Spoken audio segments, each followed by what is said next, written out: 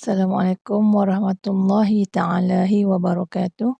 Malam ni Mama nak share sikit tahsin Mama untuk ayat ke-15 surah Al-Insan.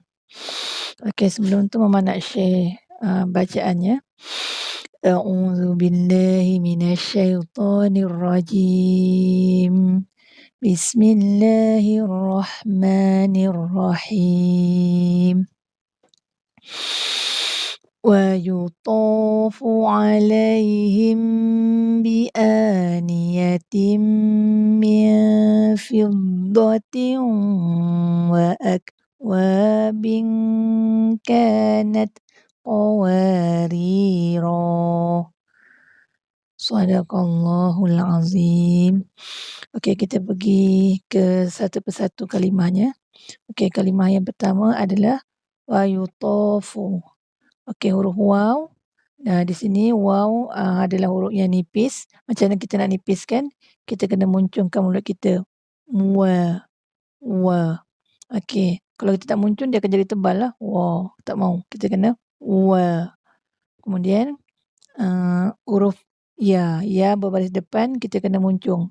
Okey, dalam ilmu tajwid ada 3 tempat yang kita boleh muncung, iaitu kita ketika huruf waw, ketika kalimah tu huruf berbaris dhammah, dan satu lagi ketika kita membaca ada tanda ismam. Okey, selain daripada tu kita tidak boleh muncung. Okey, di sini kita muncung sebab ya tu berbaris dhammah. Yu. Huruf ya makhrajnya tengah lidah kita naik terangkat menyentuh ke langit keras. Okey, wa yu. Kemudian huruf ta. Huruf ta adalah huruf yang tebal. Makhraj ta ni di mana? Makhraj ta ni sama dengan makhraj ta, tapi ta dia huruf yang tipis, ta huruf yang tebal. Hujung lidah kita kena pangkal gigi kacip atas. Okey, wa yuta. Ketika menyebut huruf ta, pastikan ta tu tebal dan tertutup. Wa yuta. Di sini berlaku pemanjangan harakat sebab ada alif sebelumnya, selepas huruf ta. Jadi kita baca wa yuta. Kemudian huruf fa. Fa berbaris depan pun kita muncungkan. Fu. Pastikan huruf fa ni dia ada angin sebab fa ada sifat hams. Okey, makhraj huruf fa, perut bibir sentuh kepada gigi kacip atas. Jadi kita baca wa yutafu. Kemudian huruf ain. Ain berada di tengah tekak. Kita kena tekan kita punya tengah kerongkong kita untuk mengeluarkan bunyi dia. Bila berbaris atas kita kena sebut Kalau kita tak tekan dia akan menjadi seperti huruf hamzah lah. Tak mau. Kan? Dia ada sifat lunak sikitlah. Kemudian alaihim. Alaihim di sini lam berbaris atas kita sebut la lah. Tapi bila dia mati berjumpa dengan huruf ya yang berbaris atas, dia menjadi huruf lin. Huruf lin kita kena baca dengan lembut lah. Lay. Di sini bukan berlaku pemanjangan, tetapi kita kedengar seperti panjang sebab kita nak menghargai sifat rokhawah pada huruf ya. Seperti mana kita maklum, huruf ya adalah sifatnya rokhawah. Maksudnya ada liretan suara ketika kita menyebutnya. Okey.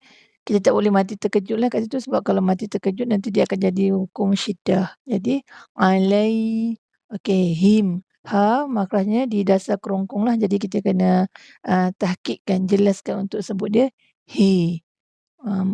Berjumpa dengan mim. Okey, di sini berlaku dengung lah. Dengung 2 harakat. Alaihim. Okey, ba berbaris bawah kita sebut, kita bariskan bawah lah B. Kemudian hamzah berbaris atas kita bunyikan a. Selepasnya ada huruf alif, maksudnya hamzah tu kita kena baca 2 harakat lah. Bi'a. Okey, nun berbaris bawah ni, kita sebut ni.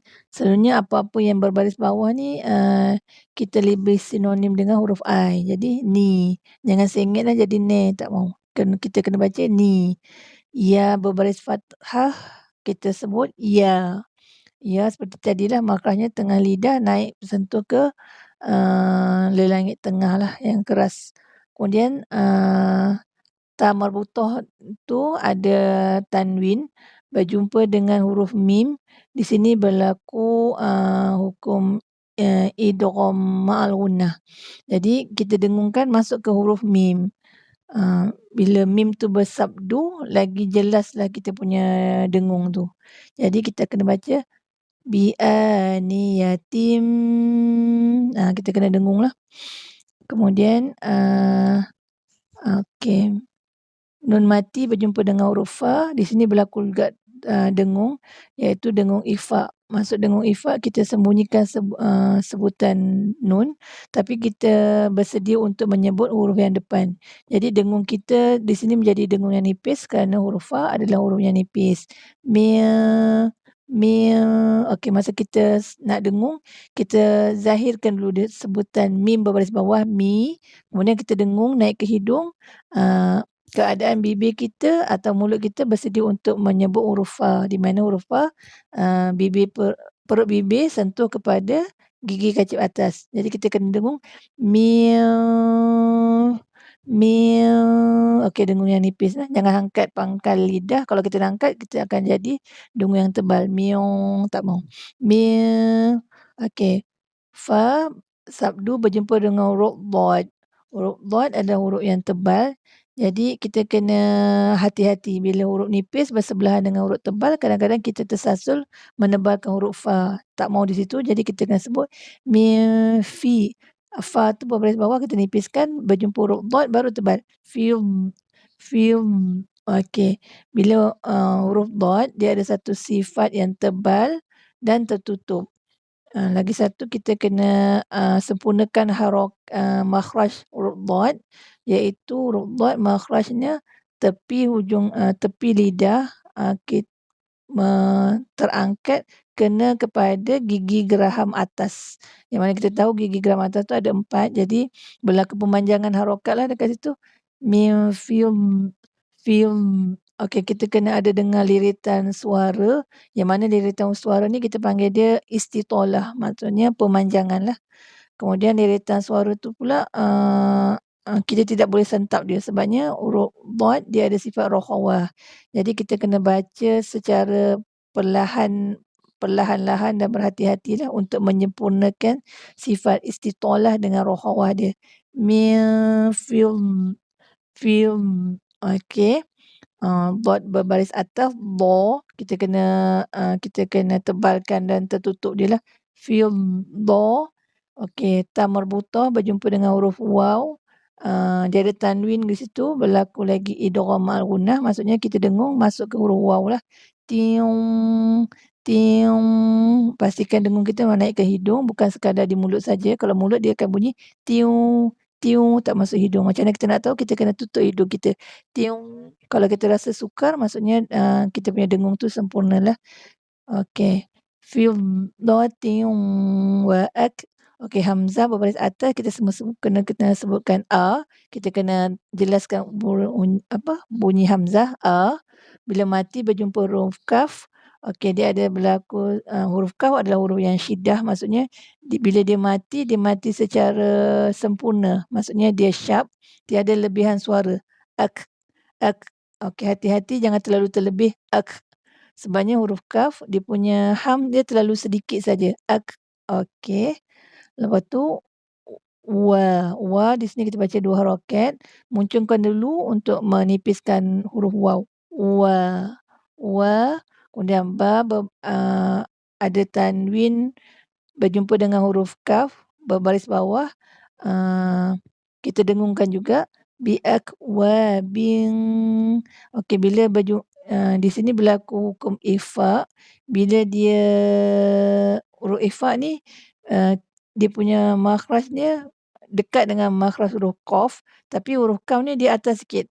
Huruf qaf berdekatan dengan lelangit lembut, dekat dengan anak tekak, tapi huruf kaf belakang juga tapi dia dekat dengan lelangit keras. Biakwabin, kita dengung ing lah sebabnya kaf dia lebih bersifat nipis. Biakwabin kanat. Okey, bila nun mati berjumpa dengan huruf ta juga huruf syiddah yang ada hams, hati-hati dekat sini, tidak perlu angin yang terlalu kuatlah, sama macam huruf kaf juga. Dekat sini kita keluarkan hams dia sedikit saja. Kanat qawarira. Okey, qaf huruf tebal dan terbuka. Qa. Tidak perlu kita memunculkan qa. Kita cuma masam ke muka kita je untuk kita menebalkan dia. Naikkan pangkal lidah kita lah. Qa. Kemudian wa, kita baca 2 harakat dekat sini. Wa. Okey, ri di sini ra berbaris bawah kita baca nipis lah. Terus je ke bawah kita punya rahang tu tarik je ke bawah. Ri. Ri. Di sini kita baca 2 harakat, kemudian ra. Okey, ra tu ra tebal, tapi dekat situ sebab kita perasan ada satu tanda bulat yang, bulat kan. Okey, tanda bulat ni kita nama, kalau dalam buku tajwid dia bernama sif mustatil, maksudnya bulat yang lonjong. Okey, bulat yang lonjong ni, selalunya berlaku pada huruf alif yang ada di hujung kalimah. Dia berbeza dengan satu lagi yang lonjong tapi sama. Yang tu kita namakan dia, sif mustadir. Yang tu, bulat yang sama. Yang ini adalah bulat yang lonjong. Bulat yang lonjong ni selalunya, dia berlaku pada atas huruf alif di hujung kalimah. Macam mana cara kita nak baca? Kalau wasal maksudnya kita nak sambung, dia tidak berlaku mat di situ. Maksudnya, alif tu ada pada tulisan tapi tidak ada pada bacaan. Tapi bila kita nak wakaf, dia ada berlaku pemanjangan iaitu berlakunya mat. Maksudnya, bila kita nak wakaf dia akan jadi 2 harakat. Okey, sadaqallahul azim.